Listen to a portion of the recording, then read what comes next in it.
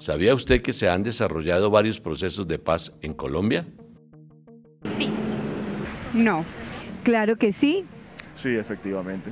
Sí, tenía conocimiento. Claro que sí. Sí. Sí.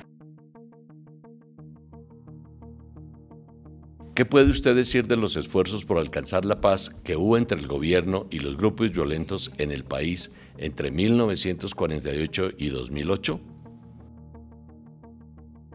El más reconocido es el de El Caguán, cuando el gobierno de Andrés Pastrana. Pues creo que casi todo el país tiene conocimiento de lo que pasó cuando llevaron tanto tiempo ahí, se les despejó casi un departamento para ellos. En ese tiempo, pues todo lo que ocurrió con las FARC se les dio como libertad en una zona y al final pues fue un fracaso total por parte de el expresidente Pastrana. Bueno, tengo entendido que durante el gobierno de Rojas Pinilla hubo una especie de armisticio a las guerrillas del Llano y con algunas guerrillas liberales. Pues la de la guerrilla de los llanos sí funcionó. No estoy muy al tanto de qué fue lo que sucedió después, dado que curiosamente ese es un tema que no se trata mucho en las academias. Pues hay información y todo al respecto, pero no sé por qué no se toma respeto. Recuerdo que fue hace más o menos 10 años, 11 años, que fue con Uribe, y que hizo directamente con las FARC y el M-19, si no estoy mal, que después de un tiempo empezaron a aparecer falsos positivos por todo el país y sobre todo empezaron a llegar acá personas que después se enteraron que eran campesinos, sobre todo de la parte del Meta y La Guajira.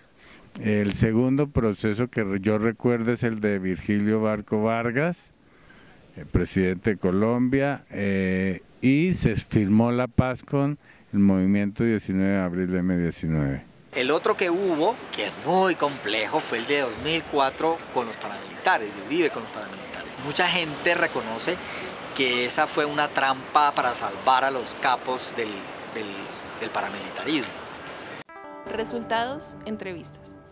Del total de respuestas recibidas fueron mencionados en primer lugar con 29,63% el acuerdo realizado por el gobierno de Virgilio Barco con el M-19 en 1990, seguido con 24,97% del proceso adelantado por Andrés Pastrana y las FARC entre 1998 y 2002.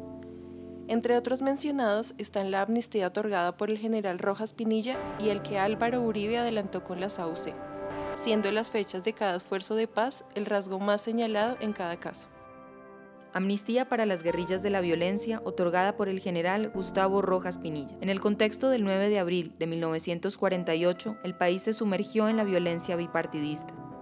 El 22 de julio de 1953 se dio fin a las operaciones armadas de las guerrillas y el 16 de septiembre del mismo año se firmó la paz con el gobierno nacional en Monterrey Casanare.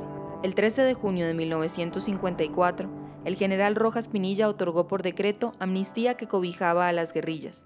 En total se desmovilizaron 6.500 hombres. Guadalupe Salcedo, apodado El Capitán, hijo de padre venezolano y madre indígena colombiana, fue uno de los más importantes guerrilleros de la época. El 6 de junio de 1957, ya retirado de la vida insurgente, muere asesinado en confusos hechos en los que participó la Policía Nacional, en la ciudad de Bogotá. Acuerdo de paz entre el gobierno y el M-19. Movimiento 19 de abril. El 8 de marzo de 1990 se realizó la entrega de armas y desmovilización. Al día siguiente, en Caloto, Cauca, se firmó el acuerdo definitivo de paz entre el comandante guerrillero Carlos Pizarro y el gobierno de Virgilio Barco. El 26 de abril de 1990 en Bogotá fue asesinado Carlos Pizarro. Como dirigente del movimiento fue elegido Antonio Navarro Wolf, quien consiguió el tercer lugar en las votaciones presidenciales que se dieron posteriormente. El M-19 llegó a ser coautor de la Constitución de 1991 dentro de la Asamblea Nacional Constituyente. Diálogos de paz entre el gobierno y las FARC, Fuerzas Armadas Revolucionarias de Colombia. En 1997, la apertura de las posibilidades de negociación contó con la participación de varios políticos, incluyendo al liberal Juan Manuel Santos, quien propuso una zona desmilitarizada con el fin de realizar los diálogos e incluso convocar una Asamblea Nacional Constituyente con los resultados del diálogo. En el mismo año se definieron los territorios para la llamada zona de distensión. La mesa se instaló el 7 de octubre sin la presencia de Tiro Fijo, lo que se denominó la silla vacía. Los diálogos se terminaron en el año 2002. Se intensificó el conflicto armado. El gobierno fue apoyado con diferentes recursos por Estados Unidos y las FARC fueron amparadas por el dinero del narcotráfico. Proceso de paz entre el gobierno y el ELN, Ejército de Liberación Nacional. Este proceso se desarrolló entre principios de 1998 y finales del 2002. El ELN también solicitó una zona desmilitarizada, pero en el sur del departamento de Bolívar. Sin embargo, esta solicitud no pudo cumplirse debido a la intervención de algunos pobladores y líderes políticos de la zona.